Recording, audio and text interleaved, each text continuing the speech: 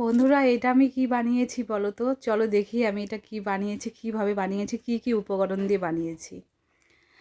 তো আমি এখানে 3 চামচ ওটস নিয়ে নিলাম। নেওয়ার পরে মিক্সিং বোলে আমি ডাস্ট করে নিয়েছি। নেওয়ার পরে একটা বাটিতে আমি আগে থেকে ডিমটা ফাটিয়ে রেখেছিলাম, সেই ডিমের মধ্যে আমি এখানে 2 চামচ হাতা দিয়ে ওটস দিয়ে দিলাম। মানে যে যাটা খাবে সে সেই পরিমাণে ওটসের গুঁড়োটা নেবে। আর স্বাদ মতো নুন দিয়ে দিলাম। দিয়ে এখানে আমি 2 চামচ হাতা দুধ দিয়ে দিলাম।